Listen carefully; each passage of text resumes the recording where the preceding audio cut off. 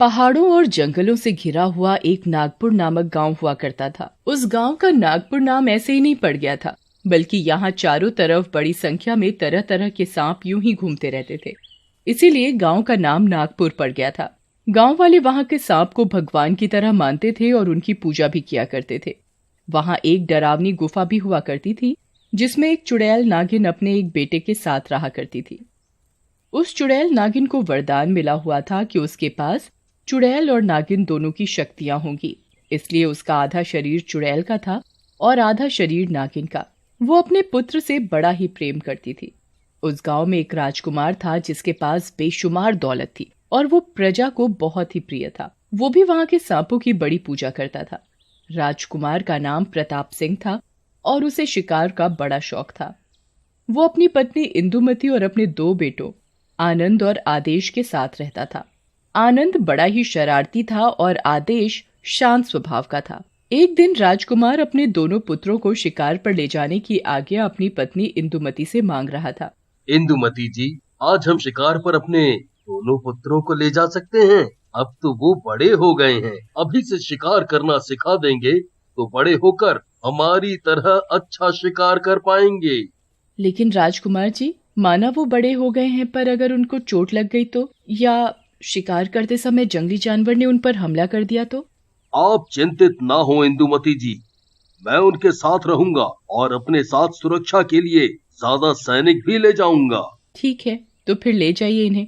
अब हमें कोई आपत्ति नहीं। अरे राजकुमार जी, रुकिए, आज आप शिकार पर मत जाइए। क्यों इंदुमती जी, क्या हुआ? अरे आपको पता नहीं, आज नाग पंचमी है और आज सारे गांव वाले नागों को दूध पिलाने गए होंगे, जिसकी वजह से आज नागों की संख्या ज्यादा होगी। अनजाने से अगर आपकी बंदूक की गोली किसी नाग को लग गई तो बहुत बड़ा अनर्थ हो जाएगा। आज आप शिकार पर मत जाइए। अरे हाँ, ये तो हम भूल ही गए थे। तो ठीक है, हम आज शिकार पर नहीं जाते हैं। हम शिकार करने कल चलेंगे। आनंद को ये बात बिल्कुल अच्छी नहीं लगती, क्योंकि वो इन सब चीजों पर विश्वास नहीं करता। नहीं पिताजी, नहीं माँ, आज हम शिकार पे जरूर जाएंगे। आज मेरा बहुत मन कर रहा है शिकार करने का। पिताजी, चलिए न शिकार पे। बेटे की जिद से विवश होकर राजकुमार शिकार पर चल लेता है। जब राजकुमार घोड़ा लेकर शिकार करने के लिए गांव के रास्ते से जा रहे होते हैं तो उन्हें देखकर गांव वाले भी बहुत चौंक जाते हैं। अरे भाई, देख रहे हो, राजकुमार आज नाग पंचमी वाले दिन शिकार पर जा रहे हैं।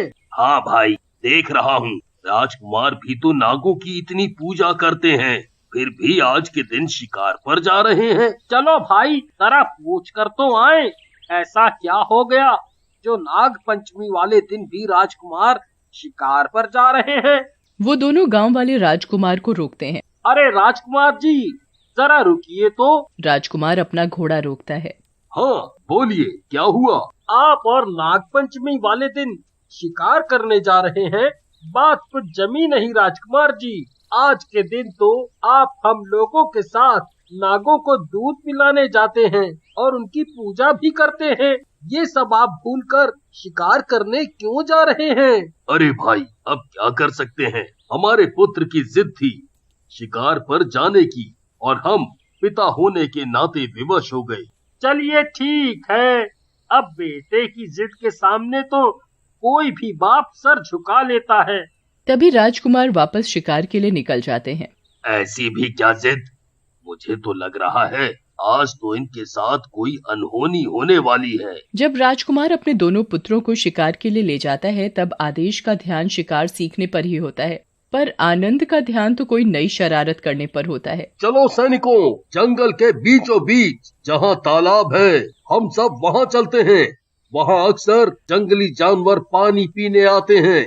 हम सब भी झाड़ियों के पीछे छिपकर शिकार करेंगे। सब शिकार की तरफ ध्यान लगाए हुए होते हैं और मौका देखते ही आनंद चुपके से पीछे की तरफ निकल जाता है। पीछे की तरफ भागते भागते वो उस डरावनी गुफा के पास पहुंच जाता है।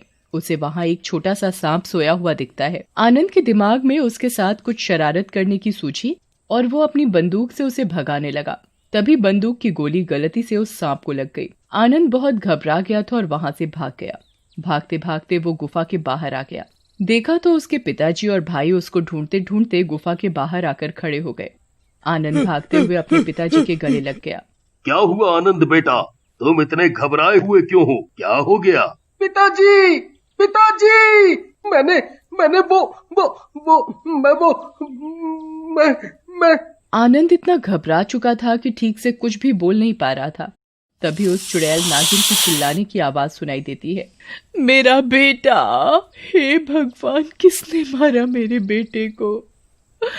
मेरा बच्चा, उठ जा बेटा, उठ जा। चुड़ैल नागिन अपनी वरदानी दिव्य दृष्टि से सब कुछ देख लेती है कि किसने उसके बेटे को मारा।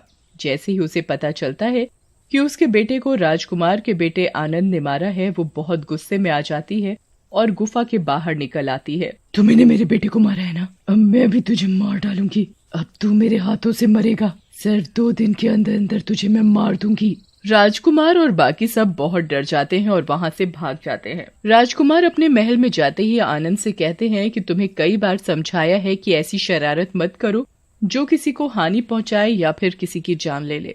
आनंद भी अपने पिताजी से माफी मांगता है। अब राजकुमार उस चुड़ैल नागिन से बचने का कोई उपाय सोचने लगता है। फिर थोड़ी देर बाद उसे याद आता है कि वो किसी पहाड़ी वाले बाबा को जानता है। माना जाता है कि वो पहाड़ी वाले बाबा बहुत शक्तिशाली योगी हैं। तो राजकुमार उस पहाड़ी वाले बाबा को अपने महल बुलाता है और उन्हें सारी बातें बता देता है। बाबा, अब आप ही कुछ करिए। अब आप ही हमारे आखिरी रक्षा कवच हैं। ठीक है, मैं कुछ करता हूँ, तुम चिंतित ना हो। वो चुड़ैल तुम्हारा कुछ नहीं बिगाड़ पाएगी। बाबा अपनी तंत्र मंत्र की शक्तियों से किसी दूसरी चुड़ैल को प्रकट करता है। उस डरावनी गुफा में बैठी उस चुड़ैल नागिन को खत्म कर दे, वो बचने ना पाए। दूसरी चुड़ैल अपने बाबा की बात मानकर उस डरावनी गुफा में चली जाती है और उस चुड़ैल नागिन को उसके साथ लड़ने के लिए ललकारती है। तभी चुड़ैल नागिन उसके पास आती है। ए दूसरी चुड़ैल, मुझसे लड़ने की सोचियो भी मत। मैं तुझसे अधिक शक्तिशाली हूँ। सुना नहीं था क्या कभी मेरे बारे में? मुझे चुड़ैल और नागिन दोनों की दिव्य शक्ति प्रदान है। जा, चली जा यहाँ से। तू मेरे आगे कुछ नहीं है। नहीं, मैं यहाँ से कहीं नहीं जाऊंगी। तुझसे लड़े बिना मैं यहाँ से हिलूंगी भी नहीं। और तुझ में दिव्य शक्तियां हैं तो मैं भी कठोर तंत्र मंत्र से जन्मी हूँ। दूसरी चुड़ैल की बातें सुनकर नागिन चुड़ैल और गुस्से में आ जाती है और उससे लड़ने लगती है। दोनों चुड़ैलें एक दूसरे को बहुत मारती हैं। आखिर में चुड़ैल नागिन और भी ज्यादा गुस्से में आ जाती है और अपनी दिव्य शक्तियों से उस दूसरी चुड़ैल को भस्म कर देती है। जब ये बात राजकुमार को पता चली तो वो और घबरा जाता है। बाबा, ये क्या हो गया? आपने इतनी शक्तिशाली चुड़ैल भेजी और वो भी भस्म हो गई। चिंतित ना हो, अब तो सिर्फ एक ही उपाय बचा है। कैसा उपाय बाबा?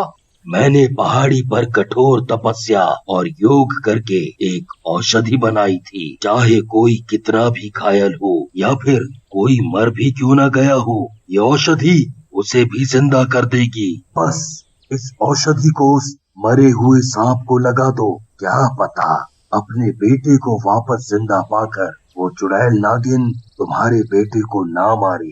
फिर राजकुमार उस डरावनी गुफा में जाकर उस चुड़ैल नागिन के मरे हुए बेटे के शव पर ये औषधि लगा देता है। चुड़ैल नागिन ये सब पीछे से देख लेती है और वो जोर से चिल्लाती है। ये क्या कर रहे हो तुम मेरे बेटे के साथ? मारने के बाद भी चैन नहीं पड़ा तुम इंसानों को, जो अभी भी कुछ खिलवाड़ करने आ गए। नागिन चुड़ैल, आप मुझे गलत समझ रही हैं। मैं आपके बेटे को और हानि पहुंचाने नहीं आया हूँ। मैं तो उसे ये औषधि लगाने आया हूँ। पहाड़ी वाले बाबा की ये औषधि बहुत चमत्कारी है। इससे मरा हुआ शव भी जिंदा हो जाता है। मुझे पूरा यकीन है कि आपका पुत्र भी ठीक हो जाएगा। राजकुमार की बातें सुनकर चुड़ैल नागिन शांत हो जाती है और तभी उसका बेटा हलचल करने लगता है और धीमी धीमी आवाज से अपनी माँ को पुकारता है। माँ, माँ, कहाँ हो तुम? देखो, मैं ठीक हो गया। चुड़ैल नागिन बहुत खुश हो जाती है और जाकर अपने बेटे को गले लगा लेती है। मेरा बच्चा, मेरा लाल तो ठीक हो गया। मैं बहुत खुश हूँ, मेरा बच्चा वापस मेरे पास आ गया। राजकुमार, तुमने मेरे बेटे को फिर से जीवित किया। मैं तुमसे प्रसन्न हूँ। जाओ, मैंने तुम्हें माफ किया और तुम्हारे पुत्र को भी। अब मैं तुम्हारे पुत्र को नहीं मारूंगी। तुम बेफिक्र होकर जा सकते हो। राजकुमार चुड़ैल नागिन को धन्यवाद करके जा ही रहा होता है कि तभी चुड़ैल नागिन उसे दोबारा रोक लेती है। रुक जाओ राजकुमार, अभी तो तुमने मेरे बेटे को ठीक कर दिया, पर आगे भविष्य में क्या होगा? अगर बाद में भी अगर कोई इंसान मुझे या मेरे बेटे को परेशान करेगा तो मैं क्या करूंगी? राजकुमार ये बात सुनकर सोच में डूब जाता है। फिर वो चुड़ैल नागिन से कहता है। आप चिंता ना करें चुड़ैल नागिन, आपके बेटे को जिंदा करने का हल पहाड़ी वाले बाबा ने बताया है, तो उसका हल भी उनके पास जरूर होगा। मैं अभी उन्हें इस गुफा के पास लेकर आता हूँ। राजकुमार उस पहाड़ी वाले बाबा को चुड़ैल नागिन की डरावनी गुफा के पास ले आता है और उसे चुड़ैल नागिन से मिलवाता है। तुम चिंतित ना हो, इसका हल भी मेरे पास है। मैं तुम्हें अपने तप बल से एक कवच प्रदान करता हूँ। तुम्हारी इच्छा के बिना ये कवच तुम्हारे और तुम्हारे बच्चे के पास से नहीं जाएगा। अब तुम पूर्णतः सुरक्षित हो। उस कवच को स्वीकार करके वो चुड़ैल नागिन बहुत खुश हो जाती है और वो भी उन्हें वचन देती है। मैं भी आपको एक वचन देती हूँ, मैं आज के बाद किसी भी इंसान को बिना किसी प्रमुख कारण के मारूंगी नहीं। ऐसे ही चुड़ैल नागिन और राजकुमार दोनों खुशी खुशी गांव में रहने लगे।